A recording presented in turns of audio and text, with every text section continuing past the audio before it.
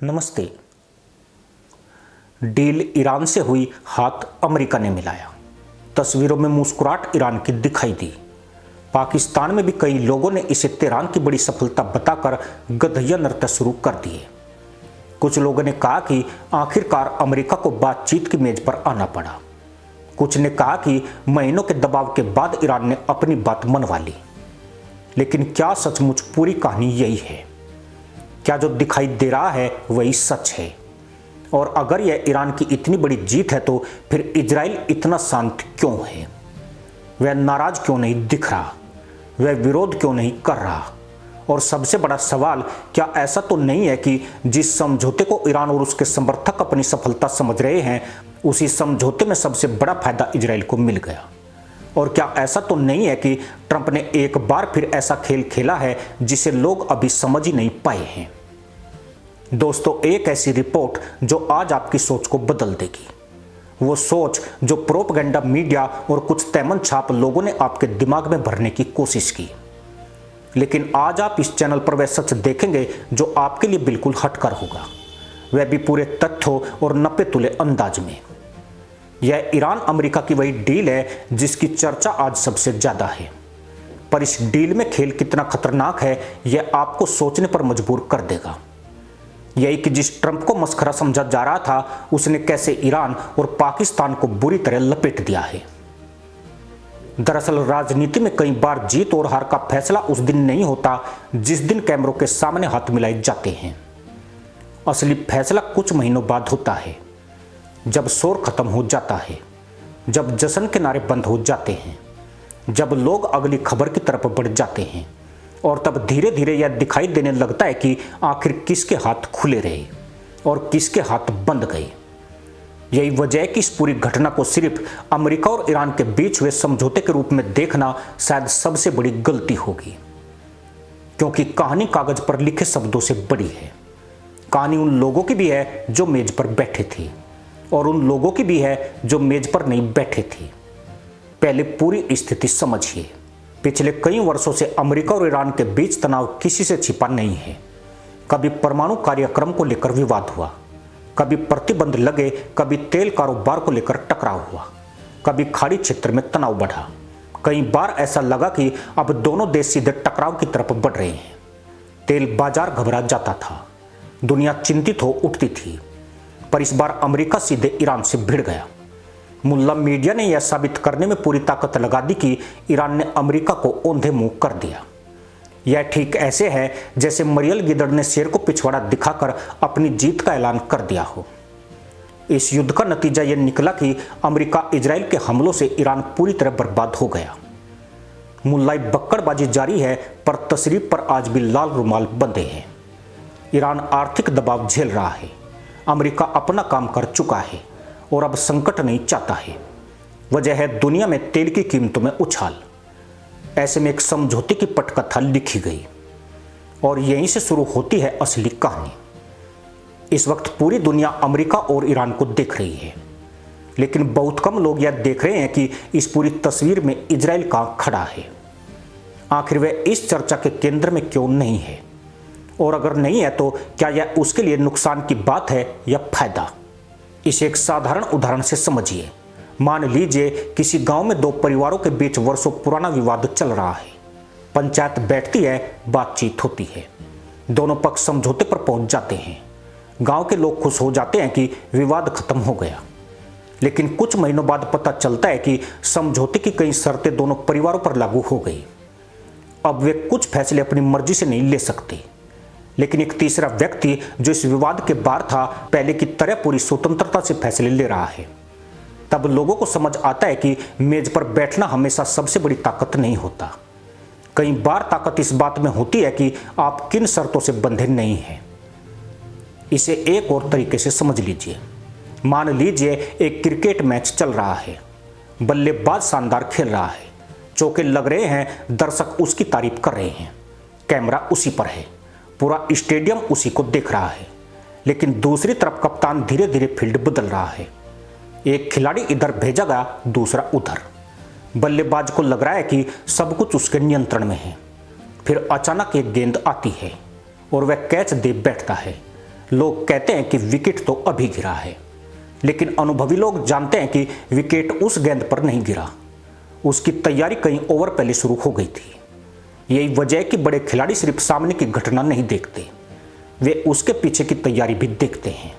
यही सवाल इस पूरे घटनाक्रम पर भी लागू होता है, क्योंकि दुनिया जिस समझौते को देख रही है शायद उसके पीछे की तस्वीर उतनी ही महत्वपूर्ण है। अगर इजराइल इस समझौते का औपचारिक हिस्सा होता तो वह भी कई प्रकार की राजनीतिक और कूटनीतिक अपेक्षाओं से बंध जाता। उसके हर कदम पर सवाल उठते, हर कार्रवाई को समझौते की कसौटी पर तोला जाता। लेकिन अगर वह औपचारिक रूप से उस ढांचे का हिस्सा नहीं है तो उसकी स्थिति अलग रहती है। यही वह बिंदु है जिस पर बहुत कम लोग ध्यान दे रहे हैं। सीधे शब्दों में कहे तो इजराइल के हाथ खुले हैं और वह किसी युद्ध विराम की शर्त में नहीं बंधा है, यानी तेल अवीव जब चाहे हुर मिलन अभियान शुरू कर सकता है। अब जरा ट्रंप को समझिए।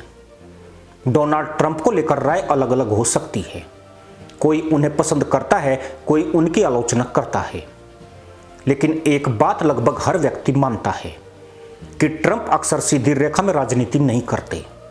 कई बार उनकी बातें विरोधाभासी लगती है, कई बार उनकी चालें उल्टी दिखाई देती है, लेकिन बाद में लोग कहते हैं कि शायद उस समय पूरी तस्वीर समझ में नहीं आई थी।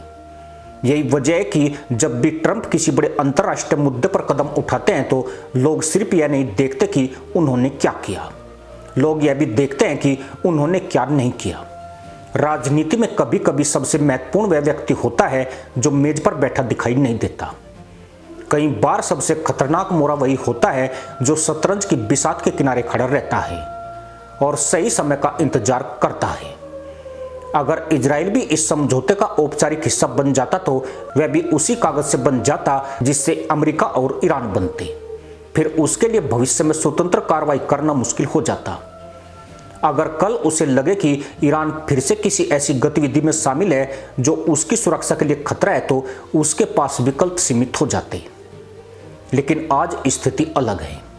अमेरिका बातचीत कर सकता है, अमेरिका प्रतिबंधों में ढील दे सकता है, अमेरिका समझौते पर हस्ताक्षर कर सकता है, लेकिन इजराइल को समझौते की कानूनी जंजीरों में पूरी तरह नहीं बांधा गया। यही वह बिंदु है जिस पर बहुत कम लोग ध्यान दे रहे हैं। याद रखिए, इजराइल कोई सामान्य सहयोगी नहीं है। अमेरिका हर साल उसे अरबों डॉलर की सुरक्षा सहायता देता है। दोनों देशों के बीच रक्षा, खुफिया और तकनीकी सहयोग दशकों पुराना है। मध्य पूर्व में अमेरिका का सबसे भरोसेमंद साझेदार अगर कोई माना जाता है तो वह इजराइल है। इसलिए जब लोग अमेरिका और इजराइल को अलग अलग खानों में रखकर देखते हैं तो वे अक्सर बड़ी तस्वीर को मिस कर देते हैं। अब जरा एक और महत्वपूर्ण बात पर ध्यान दीजिए। दुनिया की अर्थव्यवस्था केवल राजनीति से नहीं चलती। ऊर्जा, व्यापार और समुद्री रास्ते भी उतने ही महत्वपूर्ण होते हैं। खाड़ी क्षेत्र में तनाव बढ़ने का मतलब सिर्फ दो देशों का विवाद नहीं होता। इसका मतलब तेल की कीमतों में उथल पुथल होता है। इसका मतलब वैश्विक बाजारों में अस्थिरता होती है। इसका मतलब कई देशों की आर्थिक योजनाओं पर असर पड़ सकता है। इसलिए अमेरिका जब किसी समझौते की तरफ बढ़ता है तो वह सिर्फ एक देश को नहीं देखता, वह पूरी आर्थिक तस्वीर को भी देखता है। लेकिन यहीं एक और सवाल पैदा होता है, अगर भविष्य में फिर कोई विवाद खड़ा होता है तो क्या होगा? क्या अमेरिका हर बार खुद सामने आएगा या फिर उसके पास दूसरे विकल्प भी मौजूद रहेंगे? यही वह जगह है जहां इजराइल का महत्व बढ़ जाता है, क्योंकि अमेरिका और इजराइल के संबंध केवल सामान्य मित्रता तक सीमित नहीं है। दशकों से दोनों देशों के बीच सुरक्षा, तकनीक और सूचनाओं के स्तर पर सहयोग रहा है। इसलिए बहुत से लोग इस पूरे घटनाक्रम को केवल अमेरिका और ईरान के बीच नहीं देख रहे हैं, वे ये भी देख रहे हैं कि इससे इजराइल की स्थिति पर क्या असर पड़ता है। कई बार किसी समझौते में शामिल होना सबसे बड़ी ताकत नहीं होता। कई बार सबसे बड़ी ताकत यह होती है कि आपके पास आगे भी विकल्प बचे रहें। और यही वह तर्क है जो इस पूरे मामले में बार बार सामने आता है। अगर भविष्य में सब कुछ शांत रहता है तो अमेरिका कहेगा कि उसने तनाव कम किया, ईरान कहेगा कि उसे राहत मिली, बाजार कहेंगे कि स्थिरता बनी रही। लेकिन अगर भविष्य में हालात बदलते हैं तो लोग यह भी देखेंगे कि किन देशों के पास कार्रवाई के कितने विकल्प बचे। यहीं से असली सवाल सामने आता है। डील ईरान से हुई, इसमें कोई विवाद नहीं, लेकिन फायदा किसे मिला? आज दुनिया अमेरिका और ईरान की डील को देख रही है, लेकिन आने वाले महीनों में लोगों की नजर इजराइल पर भी रहेगी। लोग यह देखेंगे कि उसकी स्थिति में क्या बदलाव आता है। लोग यह देखेंगे कि अमेरिका आगे क्या करता है। लोग यह देखेंगे कि ईरान अपने वादों को किस तरह निभाता है।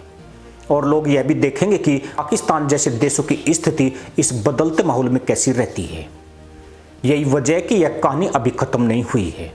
सच कहे तो शायद यह अभी शुरू हुई है, क्योंकि समझौते पर हस्ताक्षर करना एक घटना है, लेकिन उसके परिणाम एक प्रक्रिया होते हैं और प्रक्रिया हमेशा घटना से लंबी चलती है। आज कैमरे जिस तस्वीर को दिखा रहे हैं वह कहानी का पहला अध्याय हो सकता है, बाकी अध्याय अभी लिखे जाने बाकी हैं। इसी के साथ अनुमति दोस्तों, जय हिंद, वंदे मातरम।